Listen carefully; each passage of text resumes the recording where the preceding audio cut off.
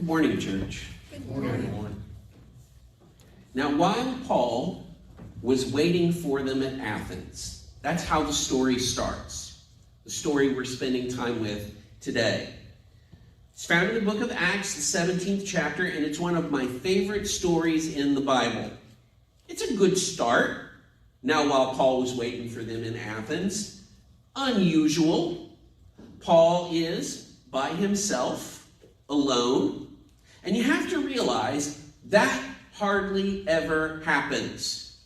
I know it's easy for the casual reader of the New Testament to get the impression of the Apostle Paul as this sort of lone gunslinger, galloping across the landscape by himself, out to build the church of the New Testament single-handedly. But that's not actually accurate. You read more closely, and it's almost always Paul and Barnabas, Paul and Silas, Paul and Timothy, Paul and Silas and Timothy and Luke. Paul almost always has a team. Even when he's locked up, he usually has somebody coming in to see him on the regular. Epaphroditus or Timothy or Titus or Onesimus. Somebody. You get the impression of Paul that he was a pretty extroverted dude, liked to have people around him. But here, he's alone. Alone in the city of Athens. Paul and his team had been in the city of Berea, planting a church there, but the situation had got a bit hot. Persecution. And since Paul was sort of the focus of attention, they decided he should get out of town. So now, here he is. They bundled him onto a ship and sailed him off to Athens. And he's by himself in Athens, while his team, Silas and Timothy, stay behind in Berea to organize the new church and finish up the work. So Paul is on his own in Athens. And I hope you know about Athens. Athens today is the capital of the country of Greece. And so it was in ancient times as well. Very important city, Athens. Technically a part of the Roman Empire, yes, but granted the status of free and allied city because of its abiding prestige. So you have to remember that before there was the Empire of the Romans, there had been the Empire of the Greeks. And something of the mystique of that previous ancient empire still clung to Athens. And even though it was no longer, so to speak, the center of political influence, it was still very much considered the center of intellectual influence. All the best and brightest scientific and philosophical intellects of that time looked to Athens for their cues. Part of the reason I personally love this story from here in Acts 17 is that because we're here in Athens, it gives us an opportunity to see a side of the Apostle Paul that we otherwise don't often get to see. I mean, realize, almost always elsewhere in the New Testament, what we're seeing is Paul the Jewish rabbi, Paul the Christian preacher, Paul the church leader. But here in Athens, we get to see unleashed what we only see glimmers of elsewhere. Paul the intellectual, Paul the philosopher, Paul the student of Greco-Roman culture. And it's culture that I want to talk about this morning. Because understand, if you are a follower of Jesus, you're on mission as surely as Paul. I hope you know that. It's one of the last things Jesus said to those who would follow him during his earthly ministry. We call it the Great Commission. Go therefore and make disciples of all nations, baptizing them in the name of the Father and of the Son and of the Holy Spirit, teaching them to observe all that I have commanded you. It's one of the fundamental purposes of the church. If you are a follower of Jesus, it should be one of your fundamental purposes. But now here's the thing. When we rehearse the Great Commission, most of the time we're focused on the baptizing and the teaching. Sometimes on the going. And rightly so. That's how making disciples gets done. Going, baptizing, teaching. But it's also worth noticing that phrase, of all nations. That's how we translate it, remembering, of course, that we're reading an English translation of what was originally written in Greek. But we could just as easily translate it, of all societies, or of all cultures. What the church of the first century very quickly discovered as it set out on this Great Commission mission is that if you're going to make disciples of all cultures, that requires of you not only going, baptizing, teaching, but also knowing.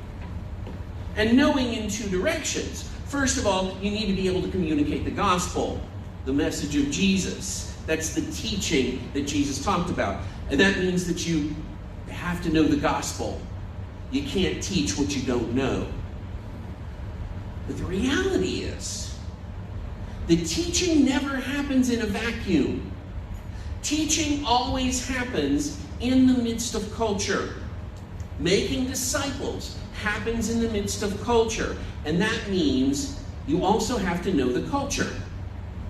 And one of the things that I have really come to appreciate about the Apostle Paul as I study his letters and his career in the New Testament is just his unflagging capacity to hone in on culture and to speak the gospel to it. I have become all things to all people, that by all means I might save some. When Paul says that in 1 Corinthians 9, he's not saying, I'm wishy-washy, just taking the shape of whatever container I'm poured into. He's talking about his commitment to perceiving culture, understanding culture, and shaping his communication accordingly. And so another reason I love this story from Acts 17 so much is that ability of his is on full and breathtaking display in this story. The thing is, I hope, that this is something you'd like to be able to do too. Amen? Amen. Now that was a very, very watery amen.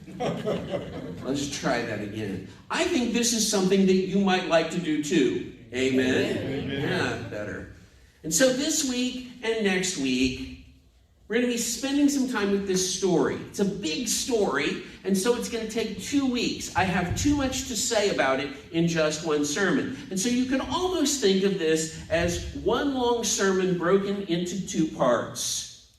And you're welcome.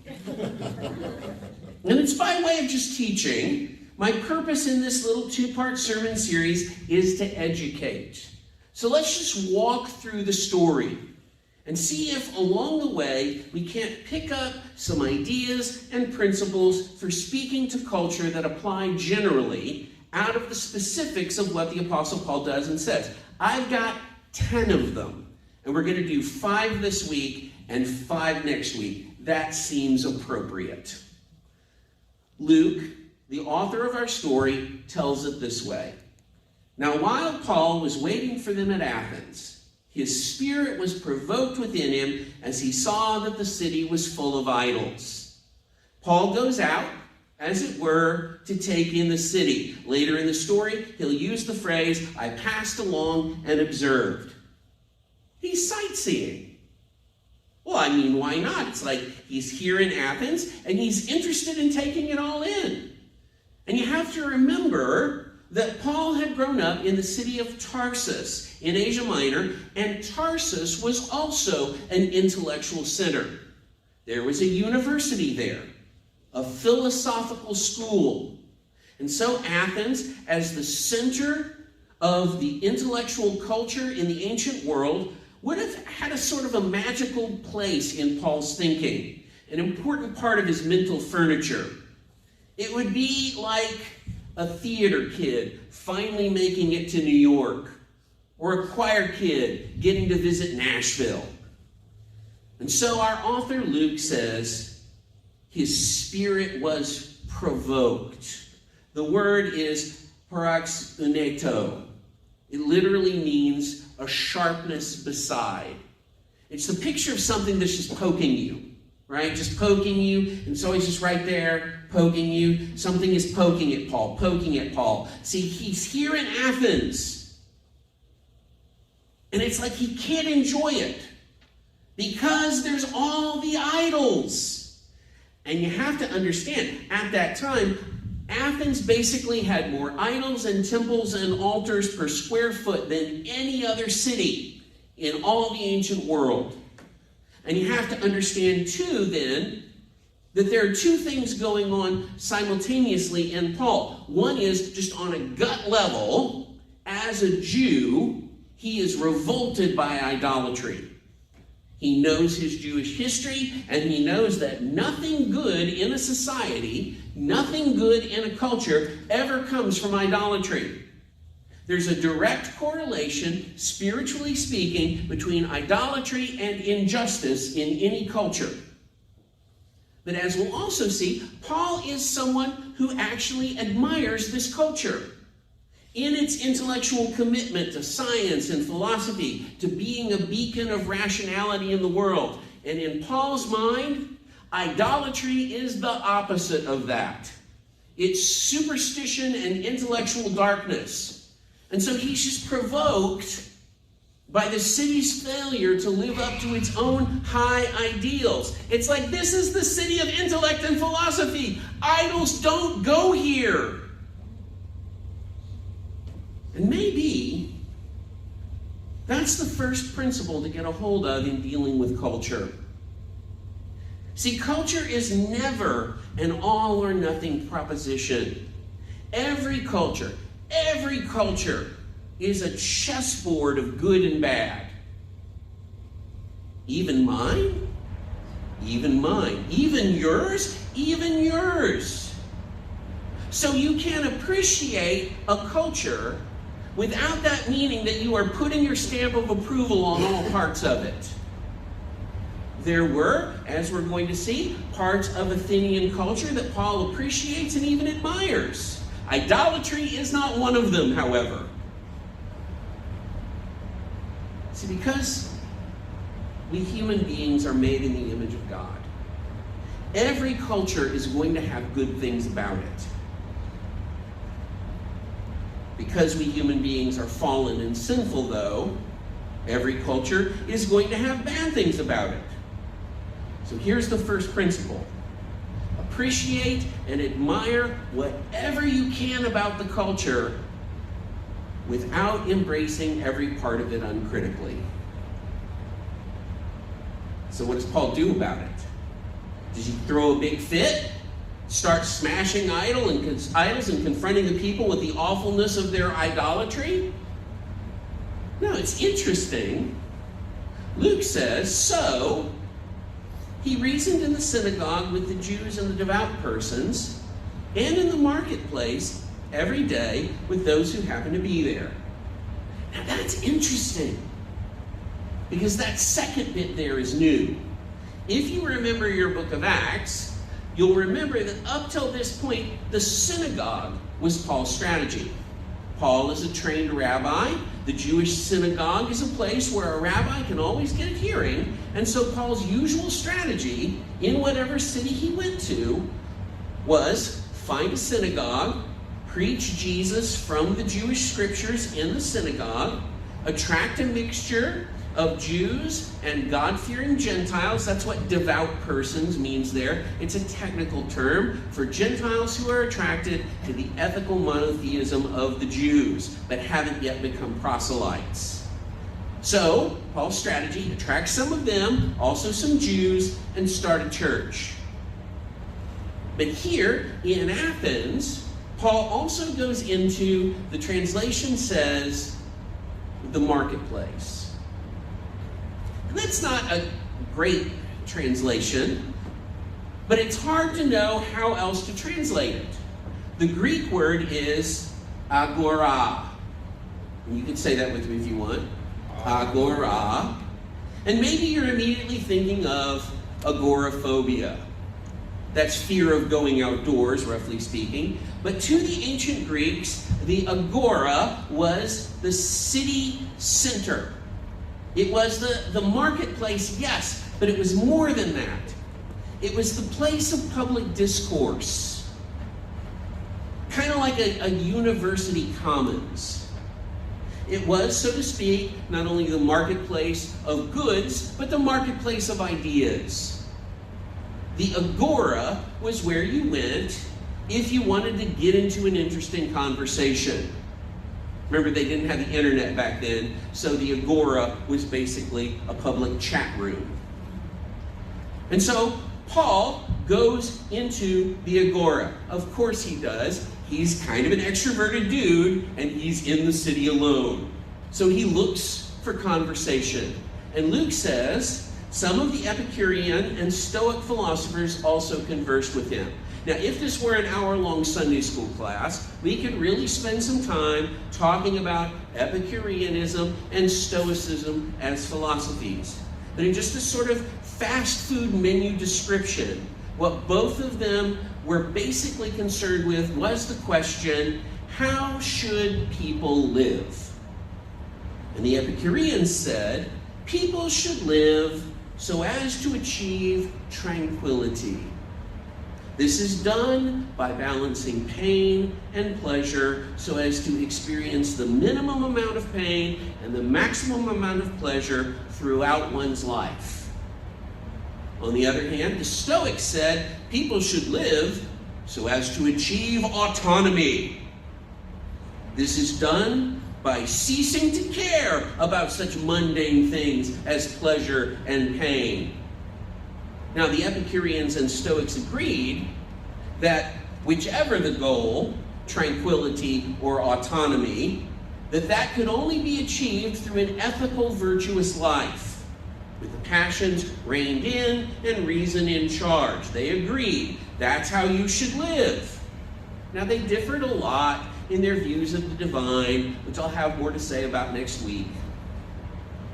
But we can find a second principle here for dealing with culture, in that Paul conversed with these guys. The Greek word there is sune balon, which a little bit cracks me up because it could be translated into modern slang, he threw down with them. But not like in a rage-filled argument sort of way, but like, real discussion. So we can put it this way, second principle. Seek to understand as well as to be understood. Paul doesn't just talk, he listens. And I would say that, yes, American evangelical Christianity has many flaws, but one of the worst of them is that we are just always talking. And I say that in a sermon where I'm always talking. But we're not always listening. Especially we're not listening to the people we disagree with. And we should. If for no other reason than to make certain we're answering what they're actually saying and not just what we thought they were going to say.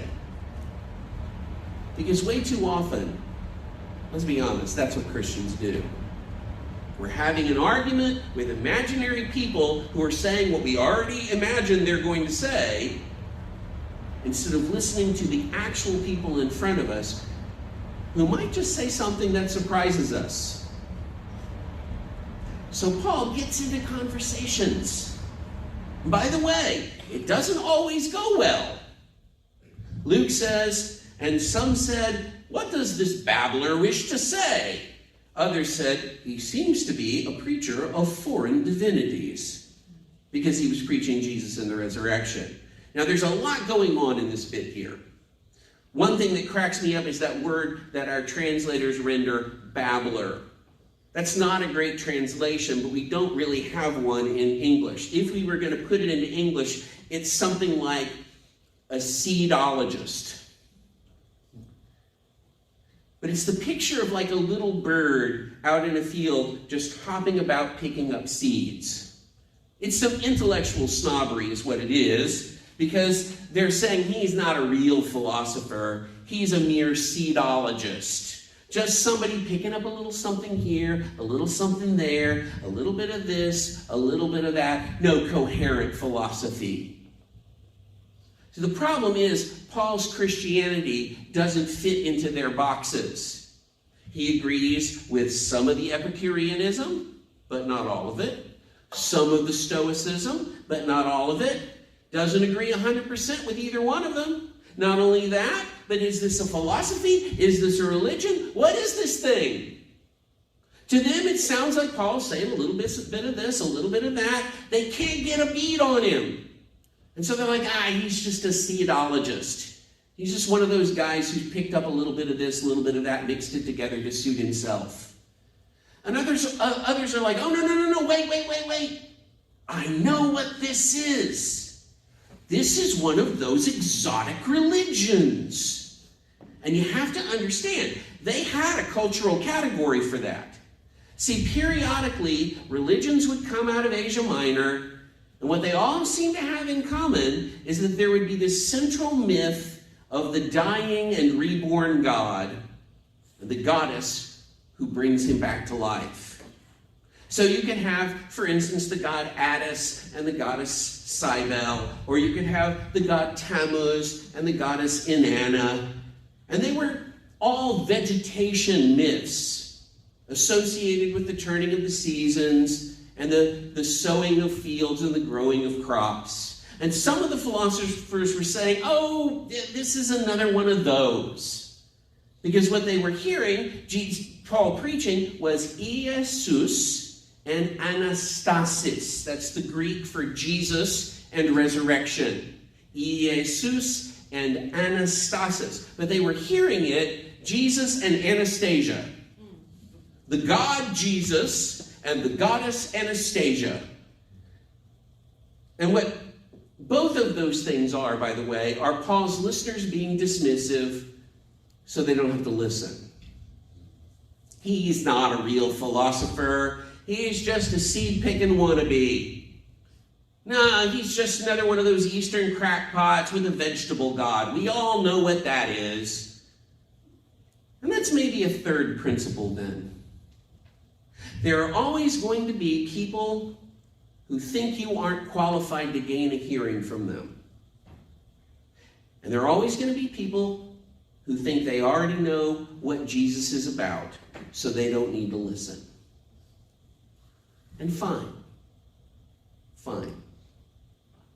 Just make sure, here's the principle, just make sure if anybody's being dismissive, it isn't you. And apparently, there was at least enough interest that in the next verses, Luke says, and they took him and brought him to the Areopagus, saying, may we know what this new teaching is that you are presenting. For you bring some strange things to our ears. We wish to know, therefore, what these things mean. And then Luke adds a parenthetical. And it really should be in parentheses. This is a pet peeve of mine. I don't know what Bible translators have against parentheses. Why are they so averse to them? But the thing is, Luke hardly ever editorializes, but it's like he can't resist here. Now, all the Athenians and the foreigners who live there would spend their time in nothing except telling or hearing something new. And you can just hear Luke's Athenians. Because you have to remember, Luke is an actual intellectual. We forget because he wrote part of the Bible, and in our culture we have this weird thing about religion and science not going together. But Luke was like actually a scientist, though. He was actually a double threat, medical doctor and historian. And so what's Luke saying about the Athenians? They're the real seed pickers. They like to think they're so intellectual, but really they don't care what's true so much as what's new. What's the latest little seed I can pick up? So of course, in this case though, it works in Paul's favor because it's new, so they want to hear it.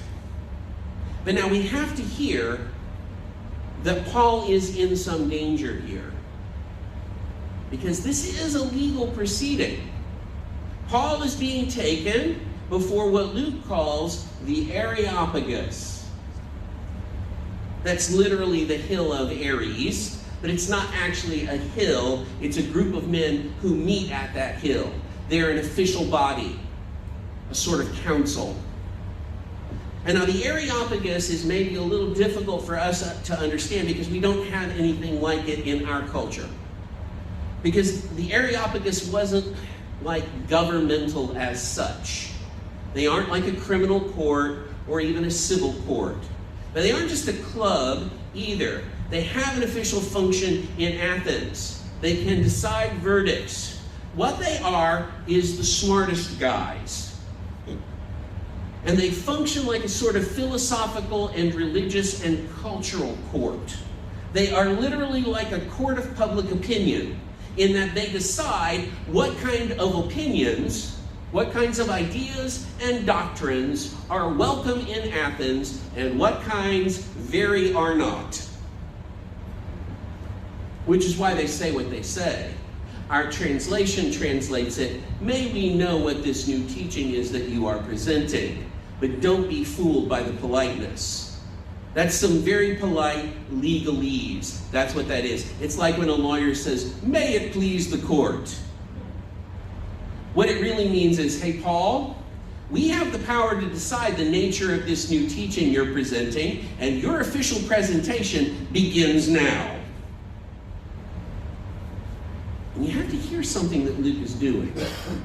Because remember, Luke is an intellectual, and he pays us, his readers, the uncomfortable compliment of assuming that we are too. We're not, but he thinks we are. And he's writing this story deliberately using language that he thinks we should recognize. It's called literary allusion. That makes some people uncomfortable to think that the Bible has allusions in it to things that aren't the Bible, but it does. And in this case, Luke is making an allusion to a piece of Athenian literature that was already like nearly 400 years old when Luke was writing. Everybody knew it. It was a very dank meme. But what Luke is doing, he's deliberately recalling another famous trial that took place in Athens. And at that trial, the accused was also a monotheist, and one of the main charges against him was bringing in strange gods. Anybody know who I'm talking about? Socrates. Yes. In Plato's famous record of Socrates' defense at his trial, the charge was that Socrates is a doer of evil and corrupter of the youth, and he does not believe in the gods of the state and has other new divinities of his own. And the language is very similar to what Luke is using. And maybe you remember, things did not turn out so well for old Socrates. So what Luke wants us to understand is that the stakes are that high. So then Luke says, so Paul, standing in the midst of the Areopagus, said, "Men of Athens." And I need to pause right there because Paul is doing a thing that's worth noticing. Paul is about to make a speech. And I should say two things about this speech before we jump into it. Because first, this speech occupies a very important place in the text of the book of Acts as a whole. Paul has three big speeches in Acts. One at the synagogue in Pisidian Antioch in Acts 13, this one here, and one to the Ephesian elders in Acts chapter 20. Three big speeches. Acts 13 is Paul preaching to Jews. This one here, Paul preaching to Gentiles. The one in Acts 20, Paul preaching to the church. Jews, Gentiles, church. And it's like Luke is saying in each instance, this is how you do it, this is how you do it, this is how you do it. And I should also say, in each case, it's important to recognize that Lucas is taking what we would call sound bites and editing the speeches down. These speeches have been edited for the book of Acts. What we have here in Acts 17 is certainly the words of Paul, but it cannot be all the words of Paul on this occasion. It can't possibly be a word-for-word transcript, if for no other reason that even if you read it at a very slow pace, you can read this whole speech out loud in under 2 minutes. And this is not a 2-minute speech occasion. But what's interesting about this, right from the beginning, is that Paul starts, men of Athens. He doesn't start out, you dirty pagans, you disgusting idolaters. Men of Athens, he says, which is accurate, but there's a connotation. Because what we know from history is that that phrase, men of Athens, was considered the proper way, the educated and precise way to start a speech in Athens. What Paul is telling the Areopagus right from here is, I know how to play your game. Because it was a game. I mean, it was deadly serious, but it was also a game. There were rules and customs. There was culture. And Paul is telegraphing to them, I know your culture. I know how to do this. So he begins, men of Athens, I perceive that in every way you are very religious. For as I passed along and observed the objects of your worship. Now I want you to notice that. Because Paul here is being very clever. Because he is on purpose using very cautious, neutral language. When he says, you are very religious, the Greek phrase literally means, you really fear deities. Now, it could mean, in older translations, often translated this way, you're too superstitious. But that's not a good translation here, because Paul is being neutral. Carefully neutral. It's like, I perceive that you are very interested in honoring the divine. We might say, I notice you've really gone all in on the idea of worship. You're really into it. And when he says, I observed your objects of worship, again, it's neutral. He means idols and temples and altars, let's be clear. But notice, he doesn't say, I looked at all your filthy idols. He doesn't say, I noticed all of your God-hated, idolatrous nonsense. He says, I notice you have a lot of worship things. And here then is a fourth principle for dealing with culture. Jesus put it this way. Behold, I am sending you out as sheep in the midst of wolves. So be wise as serpents and innocent as doves. When you're dealing with culture, be diplomatic wherever you can. Be cautious and courteous in your language. That's wise as serpents and innocent as doves. You have to know the culture well enough to know how not to give offense. See, the gospel is already offensive enough without you being unpleasant on top of it. It's very hard. It's very hard to share the good news of the grace of Jesus with people you've just insulted. Paul says, I found also an altar with this inscription, to the unknown God. What therefore you worship as unknown, this I proclaim to you. Now this is so smart. It's so clever for more than one reason. But first I need to tell you about altars to unknown gods. Archaeologists and historians tell us that it wasn't at all singular for there to be such an altar. They were everywhere, and not just here in Athens. Because remember, the people were very superstitious about altars in general. They thought, well, you consecrated it to a god, it's the god's property. But the thing was, a lot of times, there would be disasters. A war, an earthquake, a fire, whatever it might be. And afterwards, people would be sifting through the rubble, and they would find an altar. And maybe the name of the god would be broken off or scraped off or whatever, and they couldn't read it. You can't just throw an altar away. It's the god's property. So they would pick it back up, dust it off, and say, like, I don't know whose this is. Here, in fact, is a picture of an altar to an unknown god. And what it says on it, in fact, this cracks me up, is whether sacred to god or goddess. They didn't know. Like, well, it's somebody's. Put it here. And see, here's why it's important that we read that Paul had checked in at the synagogue and talked to the devout persons. Remember that? Because an interesting thing that historians will tell us is that God-fearing Gentiles sometimes used altars to an unknown god as places to worship the God of the Jews. And it makes sense. Because remember, the Jews had those funny commands about their God. Do you remember that? You can't make any pictures of him, and you can't say his name. So, to God-fearing Gentiles, it was like, this is a really unknown God.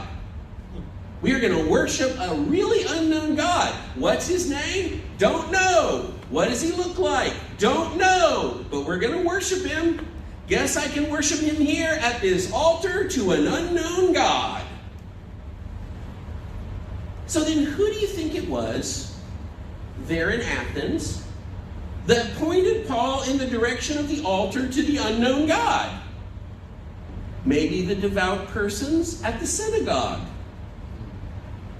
And see, the reason this is so smart is that, remember, the Areopagus, before whom Paul is standing, they had the power to decide whether a new idea or doctrine or teaching or whatever was welcome in Athens. And the thing was, let's even say that they said, okay, you can bring your new exotic foreign religion in here. What then? Well, the usual procedure was, the requirement was, you had to raise money, buy a piece of land, build a temple, set up an altar, and then you could start recruiting for your new special religion. But here's Paul, and he says, well, this isn't new. You already have it here, look. The altar of the unknown God. What therefore you worship as unknown, this I proclaim to you. You don't get to vote on this because it's been here for a long time already. Longer than any of you. Because see, the thing is, at Athens, there was an actual story about the altar to the unknown God. It wasn't just some random altar that got accidentally decommissioned and they set it back up. And you can read the story in the writings of a Greek historian named Diogenes Laertius. It's a story about something that happened in Athens about 600 years before Paul got there. The story goes that there was a plague there in Athens, and they consulted the Delphic oracle because that's what you do. People were dying left and right. It was a big emergency. And the Delphic oracle, the pagan Delphic oracle, told them to get help from a guy named Epimenides. Now, Epimenides was a very weird dude. He was a philosopher. He was a poet. He was covered in weird tattoos. And he worshiped God in much the same way that Socrates did. So the Athenians sent for Epimenides, and Epimenides came. And Diogenes Laertius writes, he took sheep, some black and others white, and brought them to the Areopagus, the very Areopagus where Paul was standing. And there he let them go whither they pleased, instructing those who followed them to mark the spot where each sheep lay down and offer a sacrifice to the local divinity. And thus it is said, the plague was stayed.